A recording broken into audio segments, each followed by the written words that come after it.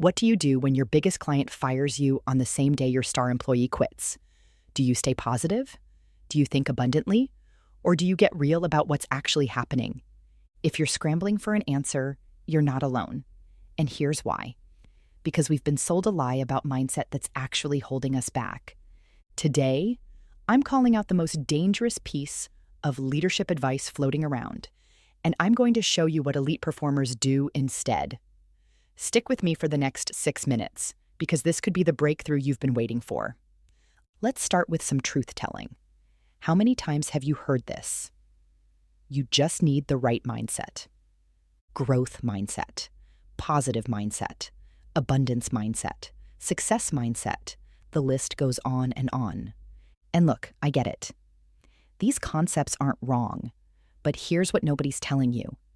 They're incomplete. And when you treat them like magic bullets, they become dangerous. Because here's what happens in the real world. Your biggest client cancels their contract. Your positive mindset tells you to stay optimistic, but your cash flow is screaming for immediate action. Your team misses a critical deadline. Your growth mindset wants to see it as a learning opportunity, but your reputation is on the line, and damage control is needed. Now. You discover someone on your team is undermining your leadership. Your abundance mindset says assume positive intent, but your company culture is deteriorating by the day. See the problem? Rigid mindsets create blind spots, and blind spots kill businesses and careers. So what's the answer? What do the most successful leaders actually do differently? They don't have one mindset.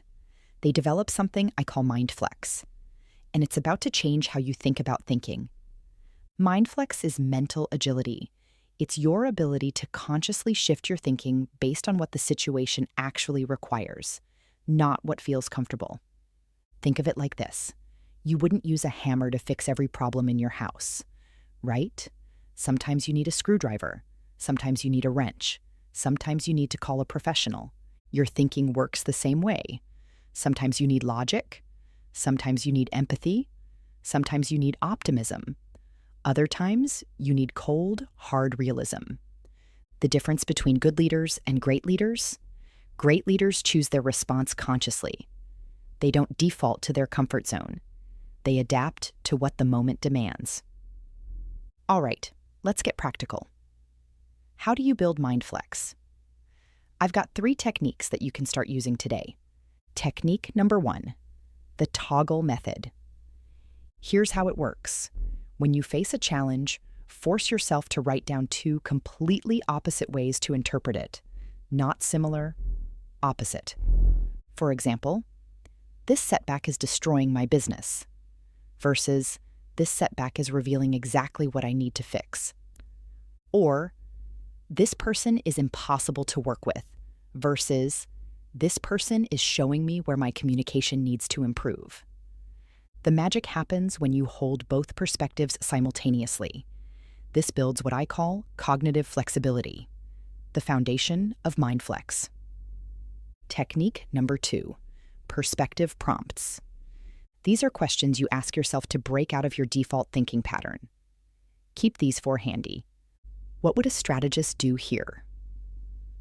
This gets you thinking long-term and systematically. How would an optimist view this? This helps when you're stuck in problem-focused thinking. What would a skeptic question? This protects you from wishful thinking and blind spots. What would my future self think of this decision? This gives you perspective on what really matters. Use these regularly, and you'll start catching yourself when you're locked into one way of thinking. Technique number 3, mental strength training. Just like physical fitness, mental agility requires consistent practice. Here's what I recommend. Block out 30 to 60 minutes every week. I call it think time. No meetings, no phone, no distractions. Just you and your thoughts. Use this time to reflect on recent challenges. Ask yourself, what mindset did I default to? What other approaches could I have taken? What would I do differently? This isn't navel-gazing. This is building your mental muscle. And just like going to the gym, it's not glamorous, but it builds strength where it matters most. Here's your challenge for this week. Pick one situation you're facing right now. Maybe it's a difficult employee, a challenging project, or a business decision you've been avoiding. Apply the toggle method. Write down two opposite ways to see it, then run it through the perspective prompts. See what emerges. And here's what I predict will happen. You'll discover options you didn't see before. You'll feel more confident in your decisions, and you'll start experiencing what true leadership flexibility feels like. Let me leave you with this. The world is complex. Your challenges are nuanced. Your solutions need to be equally sophisticated. Stop looking for one mindset to rule them all. Start building your mind flex instead, because the leaders who thrive aren't the ones with the right mindset. They're the ones with the right range. That's a wrap for today's episode of Deliberate Leaders. If this shifted your thinking, do me a favor. Share it with another leader who's ready to flex their mental muscles. And remember, leadership isn't about having all the answers. It's about having the agility to find them. Until next time, keep thinking boldly, leading deliberately, and showing up with purpose.